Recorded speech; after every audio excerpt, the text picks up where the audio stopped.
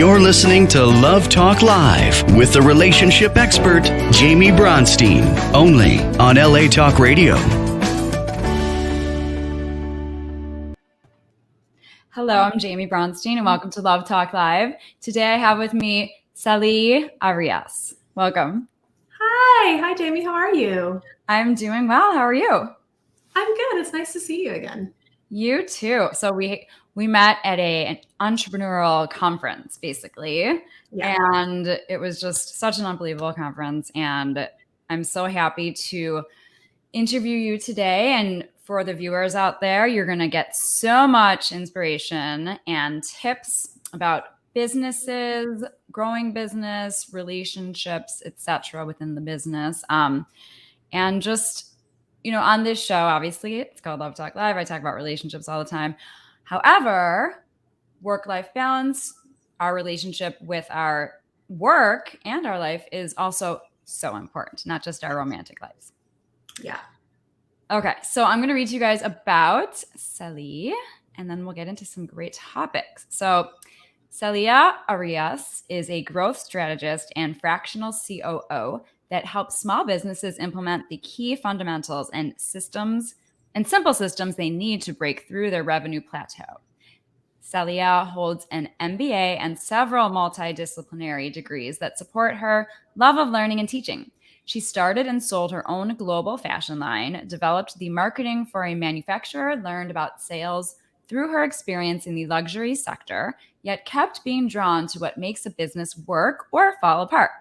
Her drive to fix the systems led her to operations, where she finds herself at the heart of what makes or breaks a business. An engineer at heart, she loves teaching her clients about systems and processes to achieve their true desire, freedom, and more joy. So, first of all, I would love to hear, before we get into the actual topics, a little bit more, just hearing from you, your story and how you got to where you are today. Oh my gosh. Well, I have 4 degrees. I heard you talking on one of your shows that you are doing, like you're studying spiritual psychology, or that you did. I did, yes. I'm fascinated. We could talk for hours. Wonderful. I find that really fascinating. I come from a creative background. I have a performing arts degree in modern dance, and then I studied fashion design. I had my own brand. I traveled the world as a teacher while I sold my clothing brand globally. Then I realized I needed to learn about business. So I got an MBA, and then I got a Master's of Divinity because I'm fascinated by people, what we believe, what drives us, what moves us forward, right? So I'm clearly interested in what makes things work. Why do things work? Why do they not work? And I think that from being an artist and professional dancer to designer to like business expert and growth expert, it's like, what do you, that makes no sense, but it actually does make sense because I'm fascinated by what makes things work and how do you find that thing in a person that they have that moment that, like, people call it the aha moment, or how do you unlock someone to help them do whatever it is they're trying to do in life. So that's the very, very short story of how I got here. Well, 2 things about what you're saying. First of all, I think it's so fascinating that you have an interest in aspects of a career and life that are both right-brained and left-brained, because you're the business, but also the creative. And usually people are really, really good at only one of them. And so the fact that you are good at both and you're merging the 2 is really cool. And you've studied both of them. Yeah. I think I was always that person who was amongst the creatives that wanted to help them. That was like, ooh, I can see what we could do here to get that gallery show opened, right? I can see what we could do here. So I always wanted to help creatives, even when I was in dance companies and I was a creative. I always wanted to help people with the other side that they're not good at, which is why I then went and studied it. I believed that I was bad at numbers and bad at business. So I went and got an MBA, and then I learned, it's actually all creative, really. It's all problem solving. It's so interesting because I have a client a relationship client, she is in finance. And I always say, I'm always like, that's just so impressive, especially like a woman in finance. You must be so good at math. And she says she's actually not good at math, but that it's more about just kind of analytical, just figuring things out. And she's very successful at finance. And so I always had that story that you had to be really good at math to be in finance. Yeah. It's funny. The stories that we tell ourselves Where'd I get really then impact how we walk in the world and then impact our relationships. And I feel like how you impact your relationships is how you impact everything in your life. I mean, you probably see that all the time. Exactly. Right? And we do talk a lot about negative narratives on this. I mean, luckily for me, I didn't want to be a mathematician or I did not want to be in finance anyway. I was meant to do what I do. But yes, negative narratives. And this could go into things that you do, like you were talking about the aha moment. Like I know with my clients, I help them shift from their negative narratives, which are lies, into the truth, the more positive narratives, which then propel them into the rest of their life and their truth. So do you have a specific example of how you do that, or a client that you worked with, how you got them to that aha moment? Yeah, I think it happens in business. What tends to happen, which maybe it can be true for how we just are in the world, right? The things that you think you're not good at, you avoid, right? Absolutely. And so business is this beautiful place of self-development and self-work because it's actually very easy to see the area of your business that you're avoiding because you believe you're bad at it. So numbers is a great example, right? Most of my clients think they're bad at numbers. Therefore, they don't like to look at them. So kind of along the lines of what you're saying is what I do as a former dancer and teacher, I make numbers fun. I'm like, okay, cool. We're going to put them into this beautiful dashboard that's pretty. It's easy to look at, right? I'm going to explain to you what each section means. We're going to make it fun. We're going to make it funny. And then every week I'm going to be like, how you numbers, girl? How you doing? How you numbers? And then over time, they're kind of like, they know Celi's going to ask me about my numbers, so I better be ready. But what's happening there is that I'm making it fun. I'm making you comfortable with reporting on your numbers until one day, this ends up happening with all my clients. First thing they do on the call is they go, okay, let me tell you about my numbers. Here's how we did. Here's our conversion rates. So therefore I'm doing this because I now understand why my conversion rates are important. Like all this stuff that in the past, if I had taught them in a traditional way, they would have gotten overwhelmed. We've made it fun. We've made it interactional. We've made it funny, right? And so now they like text me and go, here's my conversion rate. Here's how we doing. Like, and I'm like, done. Check. You're like, I've done my job. Fear the grasshopper. Yeah, absolutely. Right. But if I come in with this finance perspective, right, and teach something in this heavy way, we're never going to get through that belief I'm bad at numbers. Right.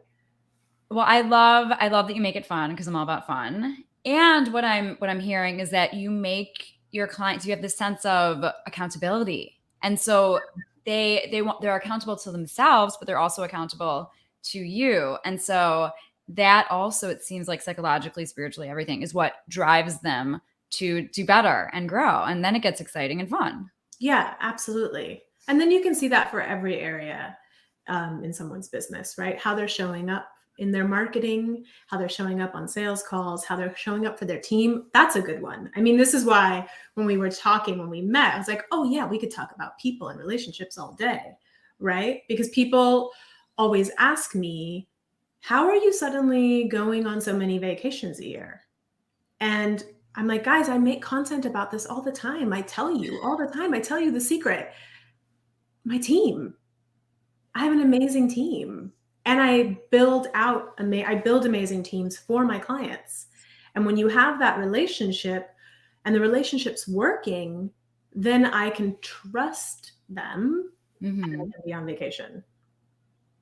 Right? So what would you say are some nuggets or tips for someone who's watching this in relationship building within your organization or business or company? Well, I can tell you how I think about it. right? And I'm curious to have your thoughts or your feedback on this, and if you would agree or teach something similarly, or how you guide people. But one of the things that I think when leaders are having trouble with their team, what I see is they aren't actually setting up their expectations. They aren't communicating their expectations, right? So one of the really easy, fun ways that I teach this is a lot of times people say, well, this person didn't do this person didn't do that, this person, it's a lot of the pointing. And so I'm like, well, did you give them what I call your definition of done? I think Brene Brown talks about this too. Somebody else has coined this phrase. But so it's when you assign something to someone or you tell them what you want, did you express to them what your definition of done looks like? Right? So you're not just saying, hey, go do this thing for me, good luck. You're saying, hey, go do this thing for me. And what I expect to see in return, what's going to make me happy, what's going to make me satisfied, is that you come back with an Excel sheet with this many columns and this many lists, and I'm going to be able to look at it and understand XYZ, right? I gave you the definition of done. And so you're not done until you've covered at least those preliminary bases. I really like that. And to me, what it sounds like, and I relate everything back to romantic relationships, but it's setting an intention and also being very clear with your communication. Yeah. Because communication is so important in relationships and in business relationships. Yeah, absolutely. I think maybe like relationships too, right? We just assume because our partner loves us, they're going to know what we want, right, and what we like, and how we want it, and in what color. Same thing. We need to communicate. Exactly. Just because you interviewed a person and you maybe onboarded them and you maybe trained them doesn't mean they have the same values as you, communication style, culture, language even, right? It doesn't mean that they're coming to the table with all of this intrinsic knowledge about you that you yourself have. So there's still all this constant development that you do in those relationships of like, oh, you meant that? Oh, you thought I meant that? That's so funny. I didn't mean that at all. Like, how often does that happen, right? Yes, and that happens in romantic relationships and in businesses, in families, every type of relationship this shows up. So the answer is communicate. Yeah, absolutely. And I think that some of my clients, what I see happen over time is some of these things that we work on, it starts to trickle into their life. Right? Like, oh, I went to my husband and I said X, Y, and Z this way because I realized I was just expecting him to know what I want to do for our vacation. And it's also with communication, it's how you deliver a message. Yeah. Oh, like absolutely. you could say, I hate you to somebody. But if you say it in a kind way, it's how you deliver that message. Like if you're now getting back to business, if you are in your higher up position and you have this condescending energy about you, the message isn't going to be received well. But if you send a message with compassion and kindness. Oh yeah, absolutely. I think you're absolutely right. And speaking of like where you are in the relationship, I also always tell my leaders, it's okay to be wrong. And it's okay to say, I made a mistake. Just like in your relationships, I hope, right? Like, it's okay to say, oh, that one's on me. That was my bad. And I think that what that creates in your team is a level of trust and kind of a level of transparency that the person also feels comfortable to come to you and say, I made a mistake. I did this thing wrong, or I didn't do it on time, or whatever it was, right? But if you show as the leader your willingness to say, I made a mistake, or I was wrong about that, or you were right, like the ability to do that in a hierarchy of leader subordinate type of relationship changes the game, and it's so hard for people to do. Yes. And what's coming to me is that it's just having an environment where everybody gets to be human. and you're making it more than okay to be human. And as the leader, you are being vulnerable and you're owning up and you're being human. So you're giving your subordinates permission to do the same. Yeah, I love that. I love that. I think sometimes we just forget that we're all being human, learning how to be better humans, right? I make mistakes all the time, and I've built several teams. I run several teams at a time as I'm training them. And when I admit to a mistake or something I missed or something that I just didn't catch or whatever, people are like, oh. I'm like, yeah, it's okay. It's okay. You too will make mistakes. It'll be okay. We're all here. We're all learning. And I say that sometimes to my clients, and they're like, right. Yeah, right. We just need that moment of we're all human and we're all learning and we're all getting better. It's going to be fine. Tomorrow is a new day. And I was just thinking, when you say that to somebody who's lower than you, they probably feel like you're the coolest boss in the world. Like when you just say, it's okay, you made a mistake, because this weight is lifted off. And then you're creating this environment of it's almost like it becomes a self-fulfilling prophecy, law of attraction, where if they're scared of making a mistake, they're going to make a mistake. But if the pressure is taken off of them, if I were to be human and make a mistake, it would be okay and I wouldn't get fired or be in major trouble, then there would be less mistakes because the fear wouldn't be there. Oh yeah, absolutely. You're absolutely right. And I think that when mistakes happen, yeah, I don't think that behavior actually creates more of them. I think that it creates a behavior or an attitude of taking responsibility faster. So what I think happens too is, because I'm an efficiency queen, like I'm a systems nerd, right? I like systems because they actually create freedom in your life for you to go and enjoy your life, your free time, your money, your business that you always wanted, right? So I'm not like into the system for the system's sake. I'm into the system for what it can provide for you. But I find that when I work with people and make them really comfortable, it actually shortens the time, right? It shortens like the gap of time between the mistake and fixing it. And what I mean by that is, when we're in fear, we do all these things to protect ourselves, right? So we either like skirt around it, try to hide it, pretend we didn't do that or didn't say that. We expend a lot of time and energy on covering our tracks. When you've removed the element of fear in a space and somebody has the ability to be like, oh yeah, let me just own that really quick, we've saved time. So it's like an efficiency thing, really. Everyone's happier for sure. There's more trust. There's more of a positive, it's a place where you want to be. It's a place where you want to work. But also it just cuts down all that noise of like, oh, I'm scared and now I have to cover my ass because I don't want to get fired or reprimanded or written up in some way, right? We just go, yeah, my bad. I'm going to learn from that. I'm going to do that differently next time. And we keep it moving. Absolutely. Yeah. Everything that you're saying, I'm just thinking, oh my God, I'm going to refer you to so many people because so many people could use this type of system. The word that keeps coming to me also is just compassion. Yeah. You're teaching compassion to leaders, empathy, and just like in families or romantic relationships, in business relationships, in the world of business, having compassion. It's so simple, just for one another. It's so simple. Yeah, it's so simple.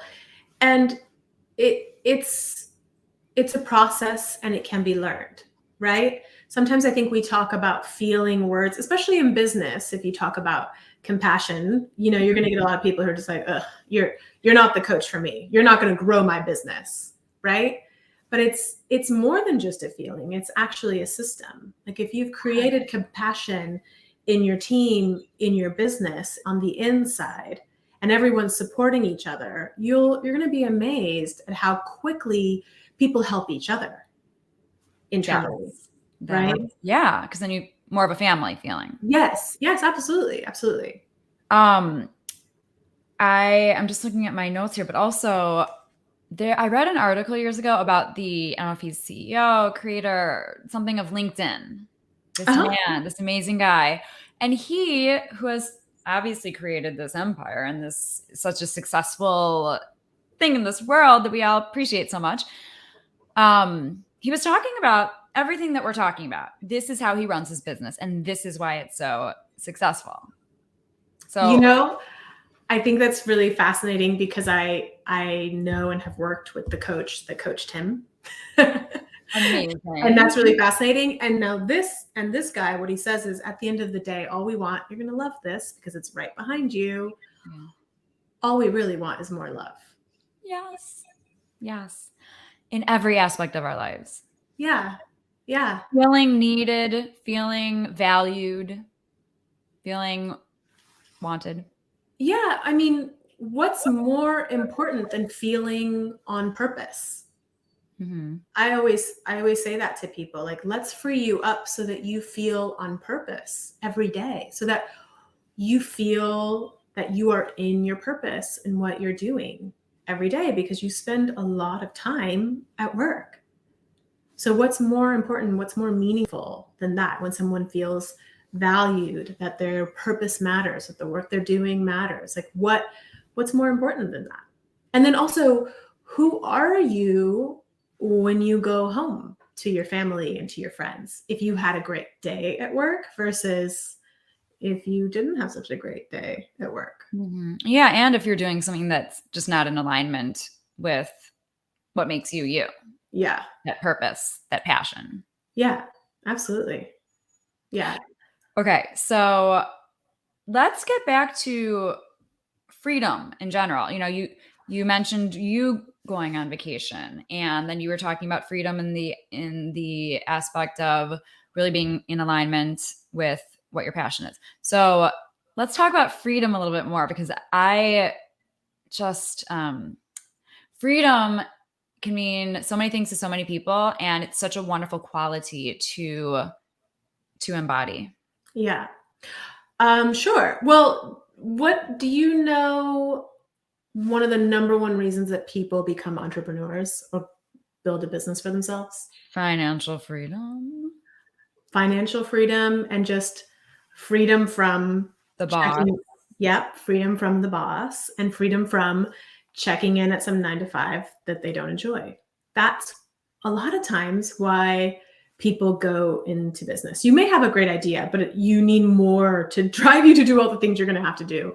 It needs to be more than a great idea. You need to desire that freedom. That's one of the number one things. Mm-hmm. But what I see a lot of people do, a lot of entrepreneurs get themselves into build a business, create a business, and they create their new 9-to-5 job because they're a slave again somehow. Yeah, absolutely. Because they're repeating either systems that they're modeling from their old job, right? Because we repeat what we know, right? Mm-hmm. We repeat patterns that we know, or they don't know how to actually be the boss and be an entrepreneur and not have their fingers in every single jar. Right. Like they're doing it to create freedom, but then they're too micromanaging, too hands up. Absolutely. So it's like you start this business to create the freedom that you always wanted financially and in your life, free time, working 4 days a week, 3 days a week, whatever that thing is that you're dreaming up and envisioning. And then you find yourself working 7 days a week.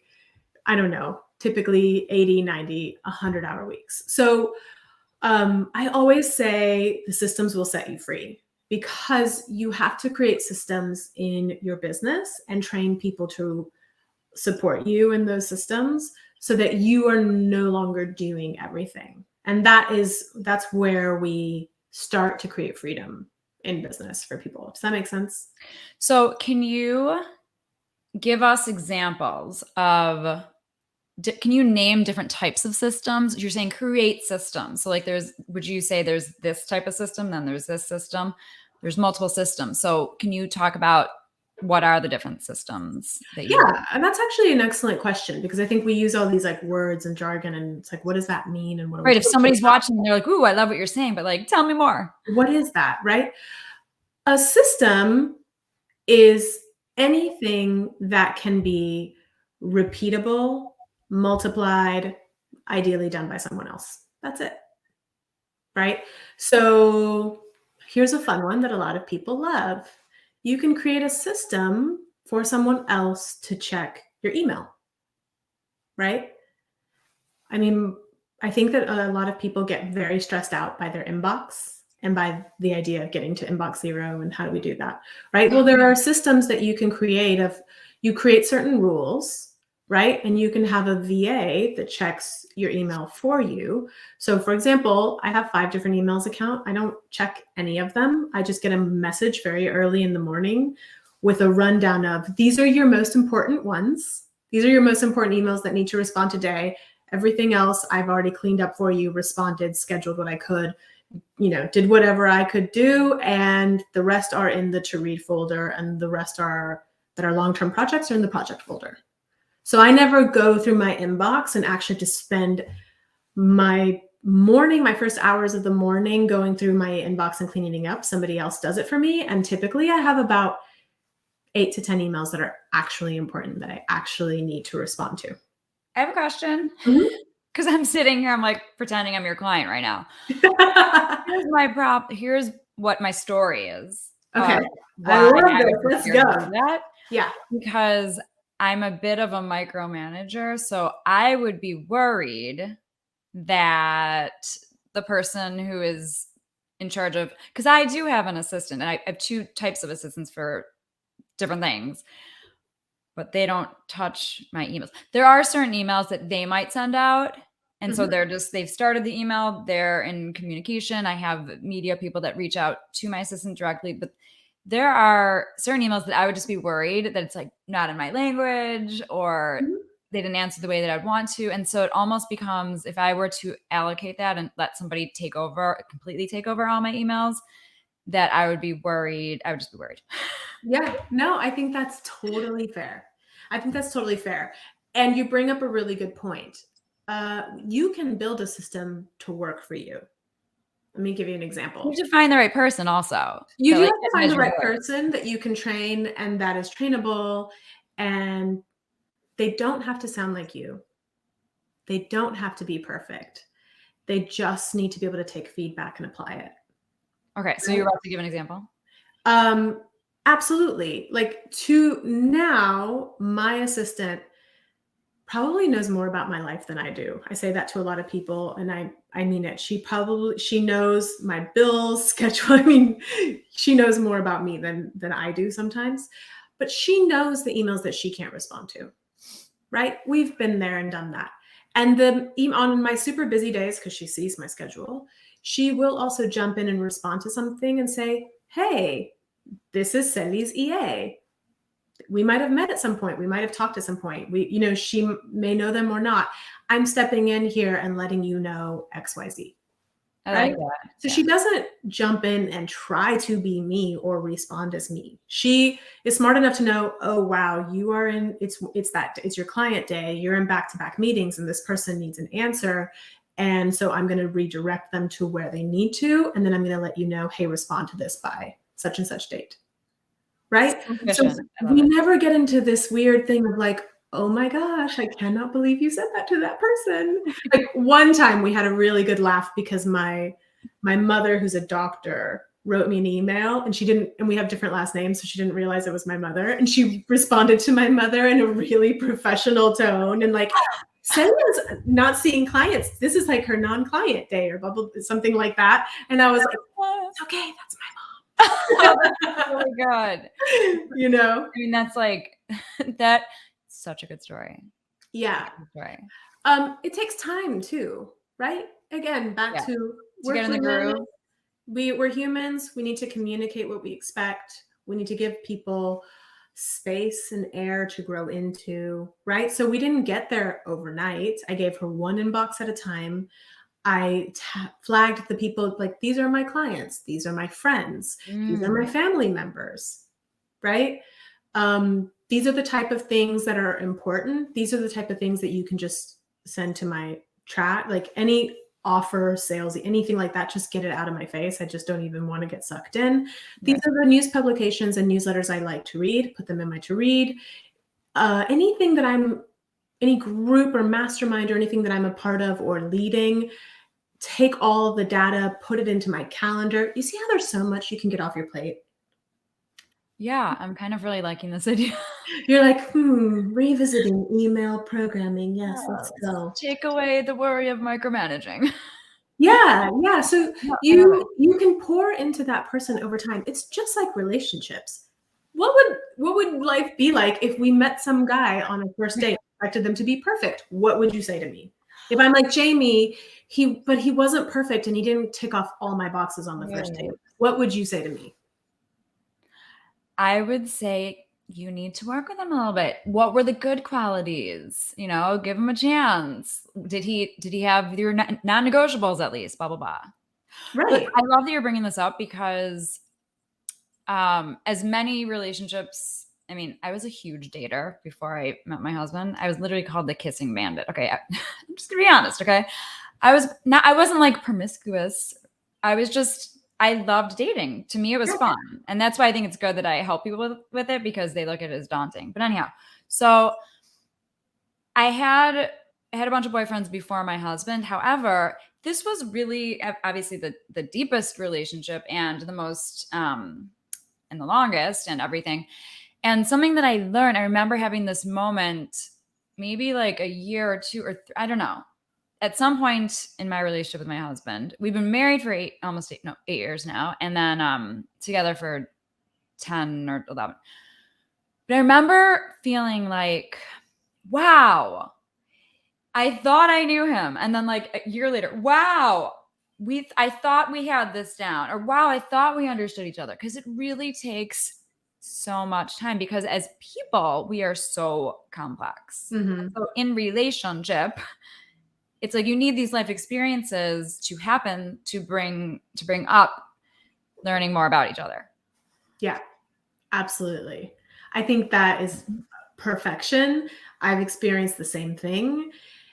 And I think the same holds true for the people we work with. Okay.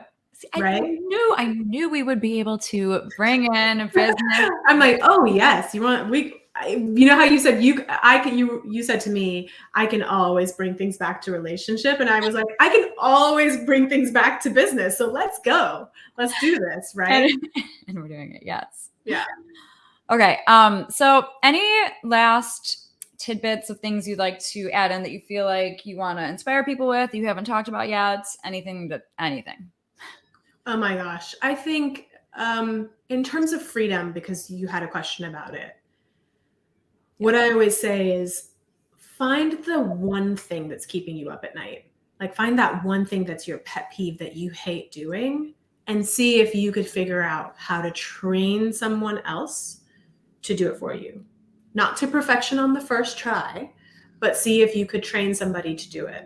And that's a way that you start building a relationship with an assistant or someone and starting to have a little more space and freedom in your life. I like that. And I love that. And I also love the energy behind it, because to me, it's like start small, to start with one thing. You know, at the conference, we kept hearing about overwhelm. Yeah. When you feel overwhelmed, you don't have to do everything at once. And so I love that you're like, just pick that one thing that's bothering you the most. Yeah. It's a good tip. Absolutely. It's a great nugget. Okay. So how can people find you? How can people work with you? Plug away with all your socials, all your blah, blah, blah. Oh, thanks. I put it in the chat because people get confused about how to spell my name. So I am Don Celia is how to find me on the social medias, on Instagram or Twitter, on all the good stuff. And you can also from there, there's a link tree. You can go to my website and book some time to talk to me and see if I can help you grow your business. And what is your website? CeliArias.com. So easy. Wonderful. And as always, everybody can find me at therelationshipexpert.com. All my information is there. And I'm just so happy I met you. I love doing, obviously I do a lot of shows that are literally about singles, couples, breakups, divorces. But it's nice to have different aspects of relationships to talk about, because everybody could benefit from all of these different aspects of relationships as well. Oh yeah, absolutely. I mean, I think you'll find this really funny, so I'll just share it with you.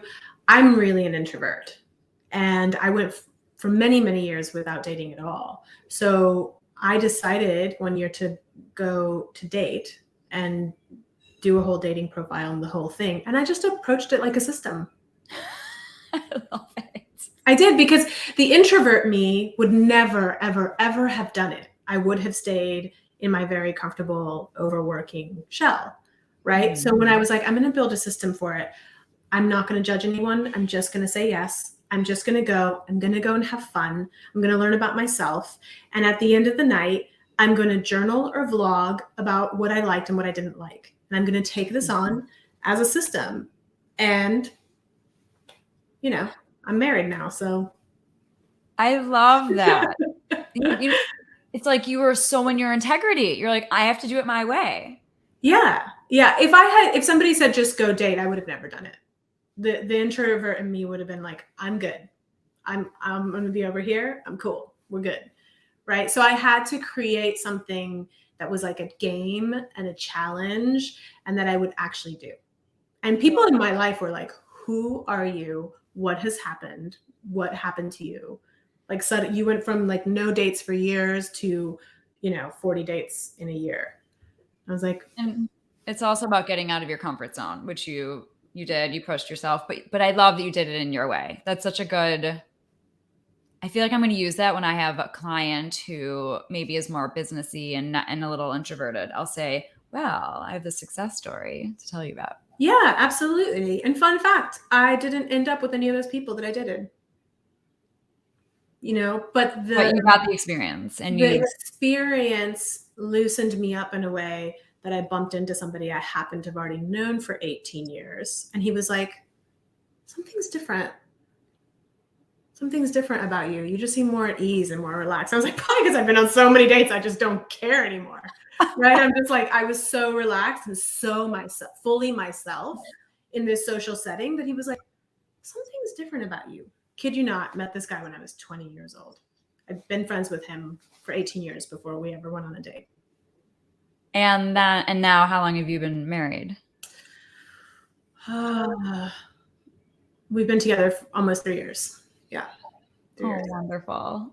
Yeah. I love a good story. And we're almost out of time. Yeah. But I am making a documentary about couples. So maybe it sounds like you guys have a really good story. So maybe it's hilarious. It is really hilarious. Like people will ask us all the time, like, couldn't you have figured this out earlier? And we're both like, no. No, it's all about time. And the most important thing you just said is that you were showing up as a whole person, your authentic self. I was really comfortable just being me and being like, this is it. Some guys like it, some guys don't. Whatever, it's all good. Well, maybe we'll do another episode if he's up for it, and with both of you guys talking about. Yeah. Well, he's in media, so he's hilarious. And yeah, you'll. Okay. Well, tell him the idea. See if he's up for it, and then we'll book that. So everybody get excited for part 2. How the systems nerd got a relationship. Okay. Well, thank you so much once again. This was such a great discussion, so inspirational for people. And thank you everyone for joining us, and join us every week at 2 p.m. Pacific, Love Talk Live on LA Talk Radio. Have a wonderful day and evening, everyone. Bye-bye. Thank you.